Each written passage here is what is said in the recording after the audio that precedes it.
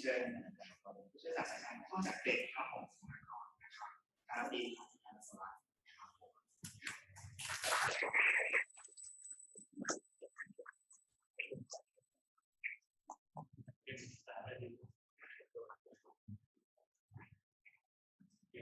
So good evening, everyone. So welcome all makers. So my university trying to push for, especially for policy for entrepreneurial university.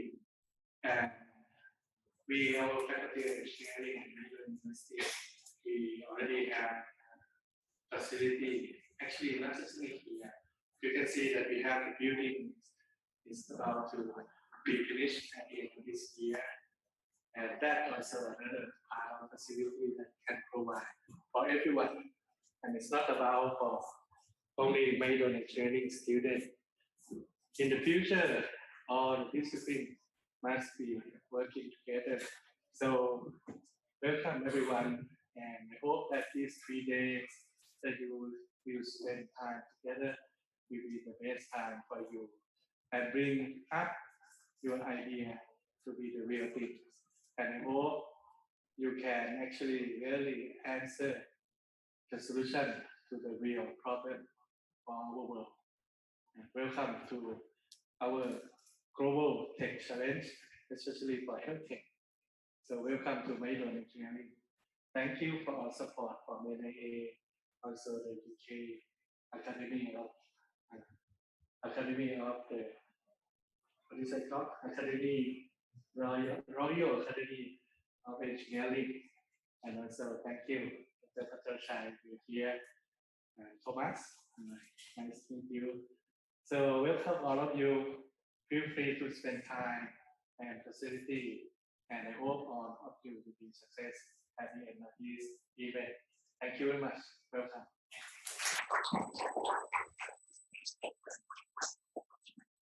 ใจยังไงบ้างเราลองบรรทัดตัวนี้มาใช้นะคะก็หวังว่าเดี๋ยวเราอยู่กันเนาะ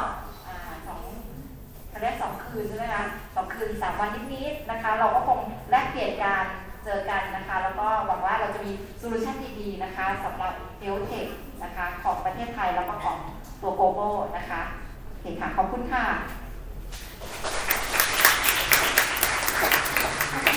Thank you very much, Ms. Monta. Now we're going to have a panel discussion, and the theme is health tech as a global challenge for change. So let's invite Assistant Professor Dr. Jackie Sutherland, Dean of Faculty of Engineering at Maidon University. Please join the panel, sir. And then Ms. Monta Kai Hiran, please. The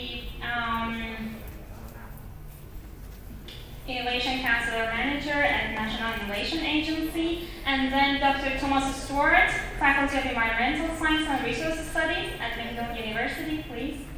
And Professor Dr. Patrashai Thurastisin, Director of INT at Maidon University, and Dr. Keita Ono, Junior Director at Faculty of Engineering, please.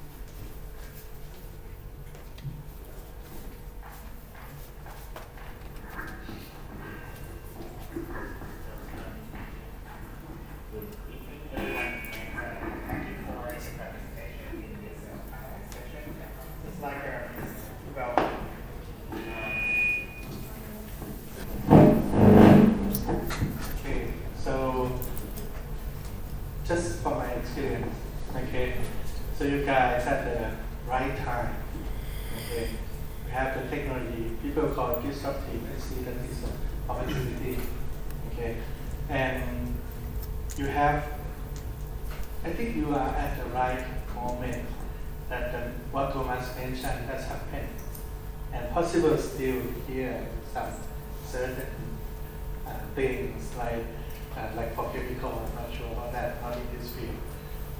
I come from the field of medical robotics. 12 years ago, or actually a little bit more than that, let's say almost 15 years ago, we have nothing, okay? nothing means that not just only for me, but for the ecosystem. Okay, and then we mean myself with friends from different universities start a small society called Hackathon society, and then we organize a robot competition, and then we have 100 teams join the rescue robot competition. So now we can access actuators, we can get the motors, we can get sensors. So the environment is changed. So everyone, if we can gather together and try to have the demand, the supply will come. Like NA mentioned about that. So it's not about just only NA, but it's about community. So please come and join. And from my experience, one more thing, I didn't say much out, but about 40, 50 years ago, I got involved with one company in Thailand. Okay, actually at the beginning, it's not company yet. It's just an idea for one guy, Thai people who study abroad. So, and then we start from the pain point that he mentioned that the solution could impact the world. Okay, and then we start a small company together. Finally, and we've been through a lot of things. Okay, there is no at the time NIA just set up not very long. Okay, and then finally our product has been selected to be in the CNN headline news. And finally, our company is actually not in Thailand, but it's in the US and sell it globally except in Thailand. But that happened 50 years ago. But nowadays, I know by myself that actually in Thailand is much more ready than before. Okay, and all R&Ds, all the supplies, today is different from 50 years ago. At that time, really, even some certain specific component, we got to fly somewhere else to get it. Not just only order, some they don't sell outside the country, seriously. So today is a good time. Okay, by the way, I have not involved in that company anymore. Okay? Because I choose my way, my path is to become professor here, working here. I'm happy with it. I'm not that rich like that time. It's okay. But you guys, this is an opportunity for you guys. Okay? You can reach to the point easier than 50 years ago. And gather together, you getting to know each other. Networking is very important. I learn now, know how is okay, but know who is more important. Okay? So good luck everyone. Thank you.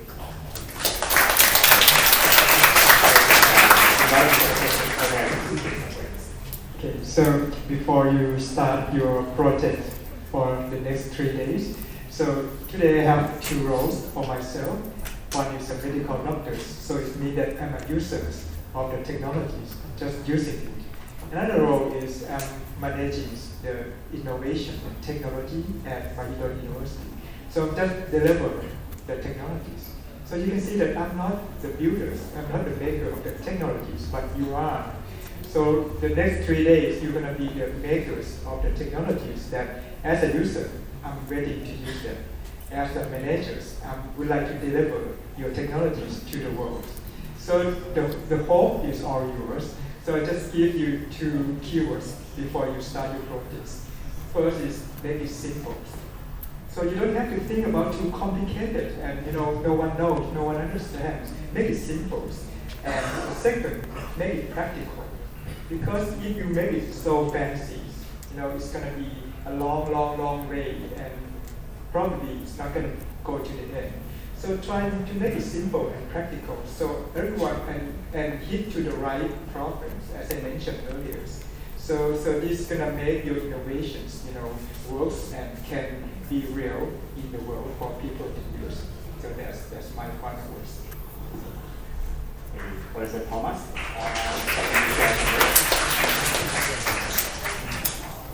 Right, okay, you're right. Because after there will be another talk. So it's very late, okay? I think normally NIA I have the mechanism is a 3G, not 5G, 3G. 3G only one is a group. You know, group, okay, say like this, I want to build up the entrepreneurship, build up the, okay, some person to networking, something like that, to make a new business. This is a group. After that, you eat the idea and have the, can make the business. Okay, you have the idea, create something like that for the innovation, NIA.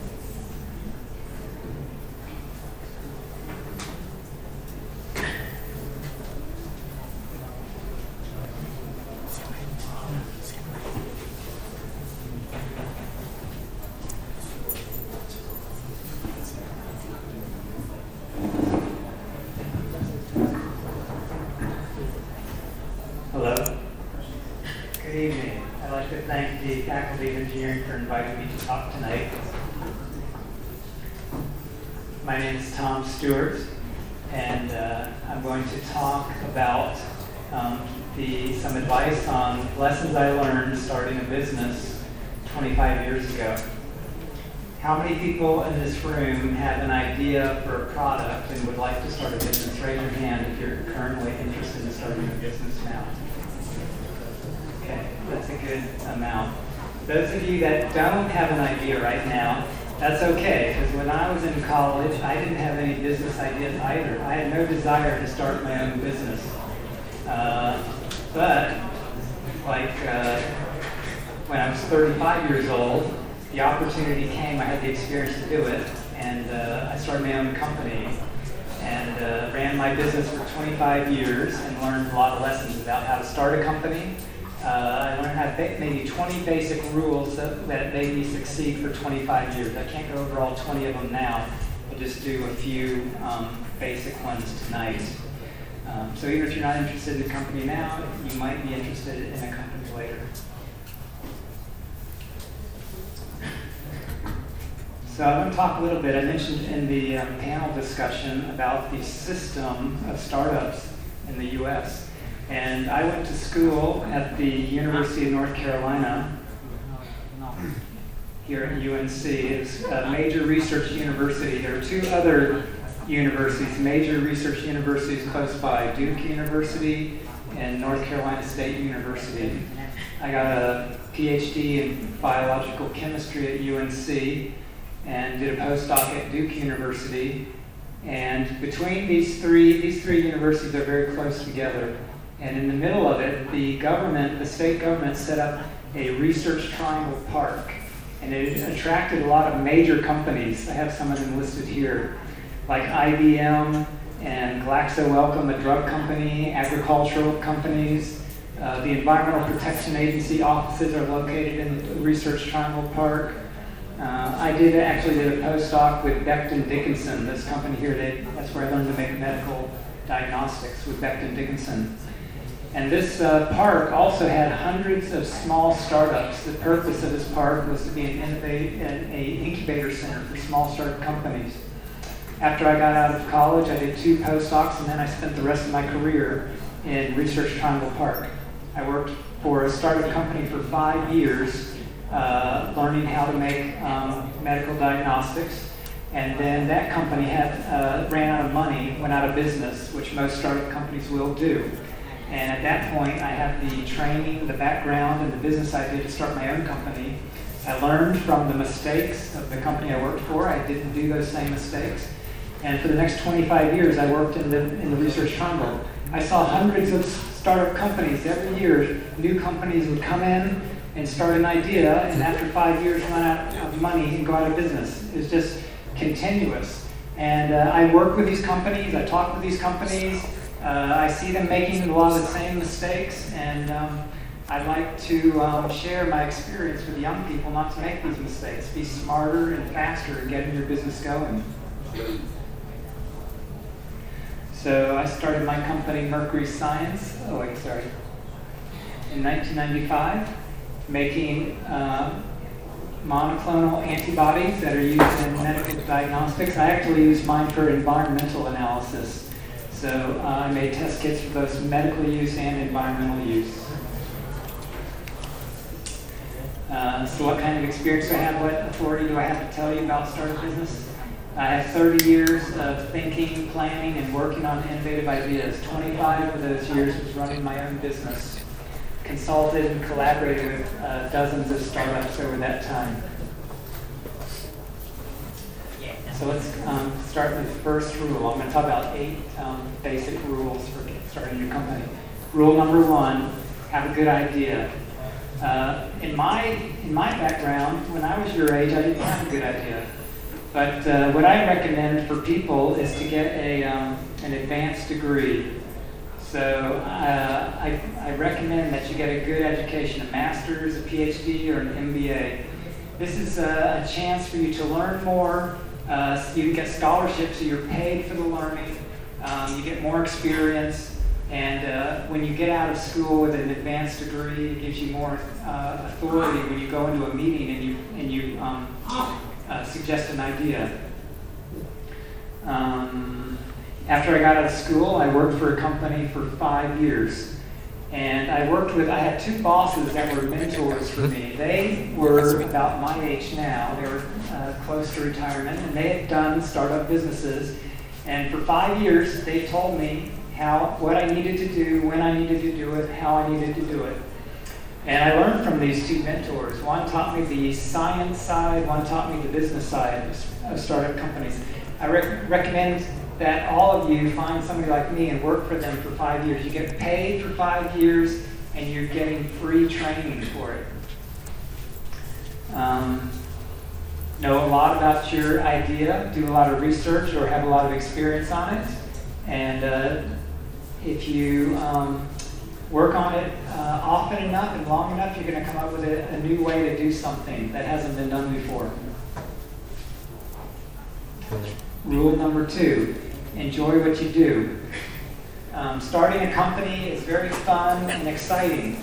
You're working on something different every day. There's challenges every day. You're talking to new people every day. You have problems, you change company direction. You're never bored in a startup company. You're working on things that no one has ever worked on before, and you're using your brain to solve problems that no one's ever had to solve before. So it's important that what you're doing is that you like doing it, because you're going to spend a lot of your time doing it. I say when you first start your company, you might not have a lot of money, but you do have a lot of time. So you learn to do a lot of things on your own instead of paying other people to do them. So I recommend by controlling using your own time to control what you're doing in your company. You're going to have creative control of your product development. You're going to make better decisions because you understand the problems better. You're going to be able to work more efficiently.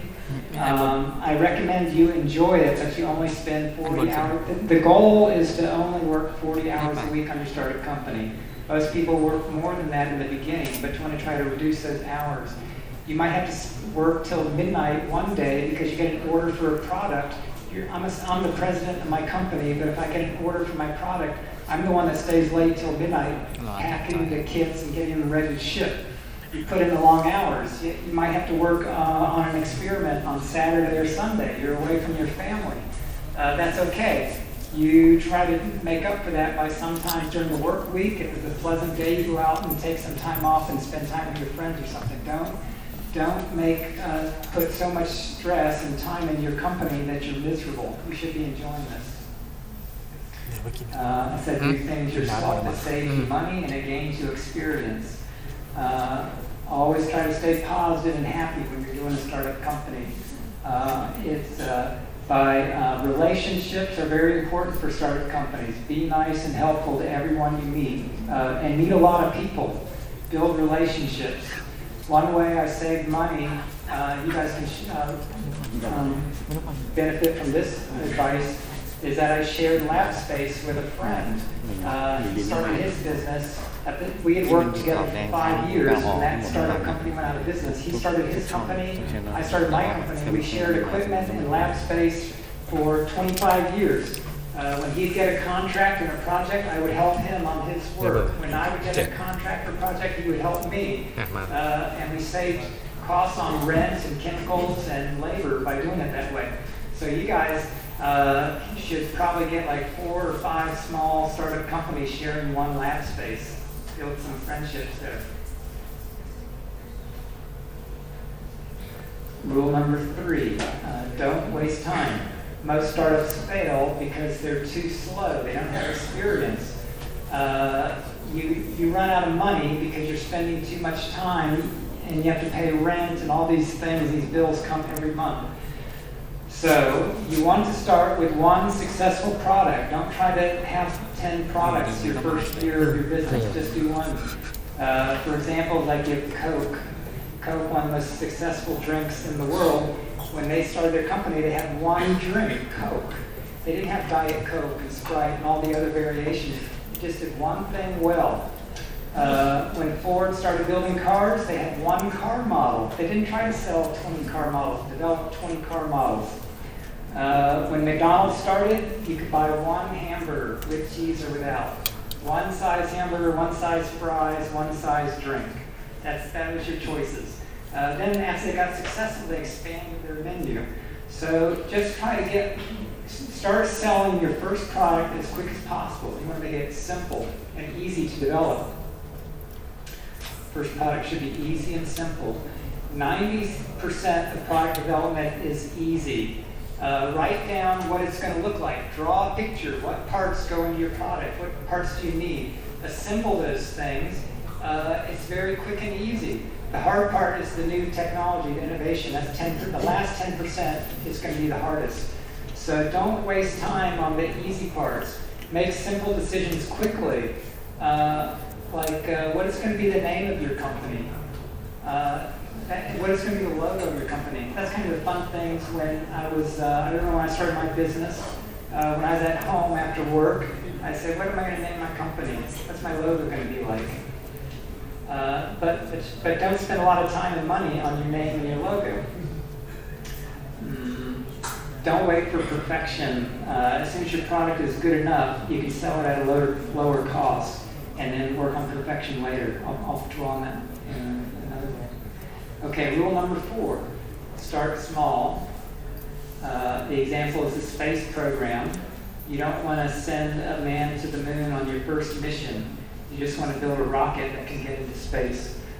So this should be quicker and easier to make. After you succeed, you can prove to me that you're a good entrepreneur by making a simple product first, and then you can expand it later. As examples, I use the iPhone. So if the iPhone 1 was the first generation iPhone was so good, why do we have an iPhone 11 coming out now? Because iPhone 1 was not perfect, but it was good enough to sell. So what you do is you start selling your first generation product, and the revenue you get from this first product, you can improve your next generations. Microsoft Windows is another example. They had a crummy operating system, their first system 30 years ago, but it's the only one available, and it worked. Kind of worked. They kept on improving it. So the first Windows, if the first Windows was perfect, we wouldn't have the current Windows version right now. So they kept improving over the years. You should too. Have planned, in case your idea fails, try to have 2 or 3 plans. That way, if you have 4 ideas and 3 of them fail, you've got 1 success.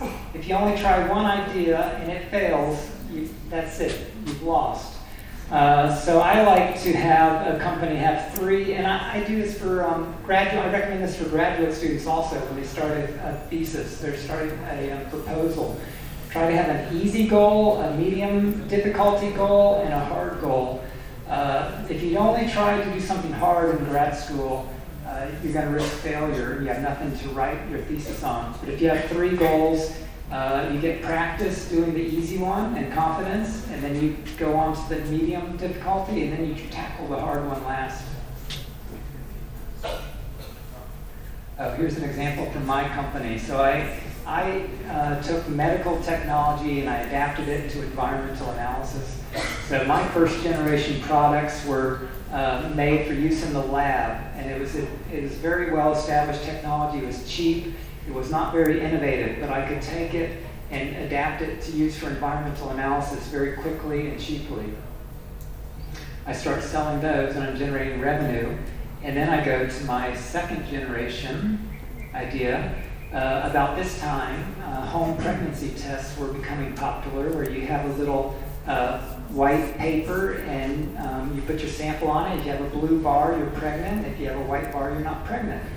And I took that technology and I applied it to environmental analysis. And this was a test for mercury in soil. You would put a soil extract on your pad and wash it and add a substrate. If you had mercury binding chemicals on the pad in the shape of the letter Hg. If you saw a blue Hg, your soil had mercury in it. If you didn't see any letters, your soil did not have mercury in it. It's like a simple home pregnancy test for mercury. And then the last 5 years, I was working on my third generation technology. It's not developed yet. I'd like to develop it in Thailand. So if any of you guys are interested, it has to do with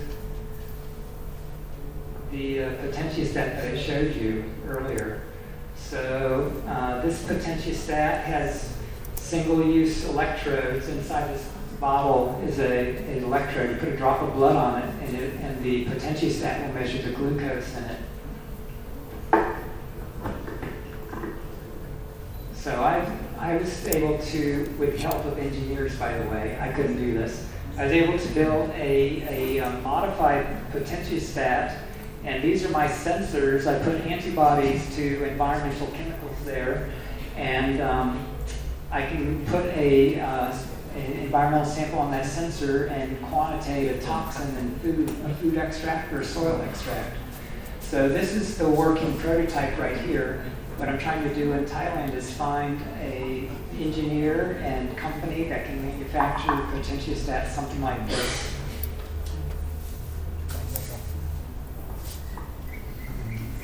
Rule number 5, you can't do it on your own. When I worked for a company for 5 years, I got a lot of friends with a lot of skills that ran companies, small startup companies. Like, I didn't know how to do the accounting. How do I pay my employees? How do I pay my taxes?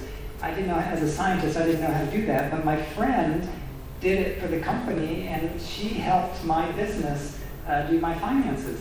Or the lawyer for the company is my friend. He helps me handle the legal stuff for my startup companies. The suppliers for the company I work for, I was friends with them. So when I started my business, they knew me and they gave me a discount rates and they were friendly helping me. So try to establish connections with people that can help you do all the aspects of starting a business.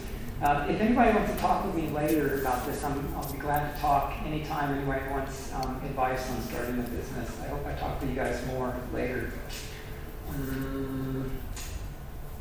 It's always helpful to be nice and helpful. You get a lot more done when people like you, and it helps your company a lot. Okay, so you guys are in a competition. You're going to be pitching these ideas. You're going to try to make it simple, quick, easy. Rule number 6. So there's 2 parts of business, of startup companies. One part is the technology and the science, getting it to work. The other part is the money to buy the things you need to run the business. So you're going to have to pitch your idea later this weekend. So the simple rule is to have a good story. Let's see. So when you're talking, the first thing you want to do is tell them what you're going to do. Then tell them how you're going to do it. Don't start by saying the background information. Just say what your product's going to do and why it's great. So for me, I've got this is a test kit to detect poison in shellfish. So what does it do? This kit saves lives. It also saves time and money, but the big thing is that it saves lives. So you show your product and say what the benefit is to the customer. After you tell them what it does, then you tell them how it does it and how much it costs and the details like that. The other part of your pitching is to be able to answer every question about your business. Have a plan. Have answers for any questions that investors might ask you. Who is going to do what in your company? Oh, this is called a Gantt chart. You guys done Gantt charts before? You're going to be in a business. You got to write reasonable Gantt charts. You have to stick to these timelines. Certain things have to be done in a certain time. Who's going to do it? What are they going to do? Where are they going to do it? How? Who are the critical personnel in your company? Who's going to manufacture your product? Who's going to sell you the chemicals that you need to make your reagents? Who's going to do your shipping, finance, sales, all of these things? It gets easier after you've done it for 30 years to have all these answers, but you guys got this weekend to try to think of some ideas on how you're going to do your company. Oh, here's an example from my sales pitch for my company in Thailand. So I located a really smart engineer in the engineering faculty at Mahidol. He's helping me make my potentiostats, and a couple other scientists at Mahidol. So I've got a team, a good qualified team to develop my products. I've been part of getting a new product approved is validating it and getting regulatory approval for it. You need connections for that. So I have some collaborations to help me when I get my potentiostat developed. I have a business plan on what my company's going to do. I'm not going to focus on making money on one idea. I'm going to have 4 ideas that I did in the United States. It's the way I was profitable for 25 years. It's my system. I'm experienced at it. I'm doing what I'm experienced at. I know it works. I know what my market and customers are. It's easier for me because I have past experience. But you guys think about who you're going to be selling your products to. Know what your strengths are. What are you good at? What's your product good for? Why should somebody give you money? Know your weaknesses. Why would people not want to give you money? And have a solution for how you're going to solve that weakness, how you're going to improve it. This is, I hate this subject, market size, because for 30 years, to get the money from investors, you have to promise $1 million. And for 30 years, I watched hundreds of startups promise millions of dollars to investors and fail to deliver. But it's a system, you have to tell them. I didn't do it that way. I didn't get a lot of investor money either because I was kind of honest about my market size. But what I recommend, I survived, and the startup companies that got millions of dollars did not survive. What I recommend if you want a 25-year business is be flexible. So you have to have a variety of, I had a variety of sources of revenue, doing contract research or consulting or test kit sales. And the amount that I would get from year to year would vary. Some years consulting would be good, some years contract research would be good. What do I want to say? I wasn't dependent on one area of revenue. So you should try to have a business where you can have multiple sources of revenue and be flexible so that if sales are low, you're still profitable. If sales are high, then you get rich. Rule number 8, learn new skills while you're doing this. You guys are young. I would recommend you be 35 years old when you start. But the world has changed in 35 years. You guys can do things like create a website in one day that didn't even exist when I started my business. I didn't have a website back then.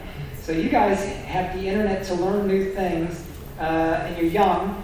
Even if you fail, the odds are against all of us in this room that we're not going to have a company, same company for 25 years. I was a dinosaur in North Carolina because I was the oldest living startup business in the Triangle. You guys that's another reason you should have fun. You're probably going to fail. But what you should do is you should learn new skills while you're doing this.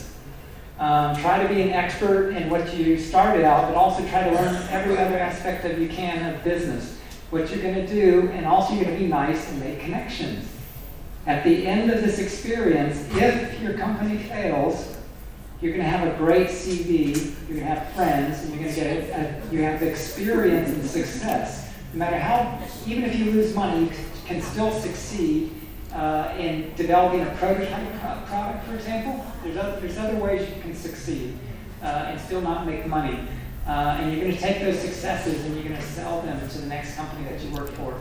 in North Carolina, some people would work for 5 or 6 different startup companies, and they would keep gaining skills, and it's easier to get a job. They would work, like I worked 5 years, it failed. I could have jumped to another company, another startup company, and tried again. People keep trying until they get rich.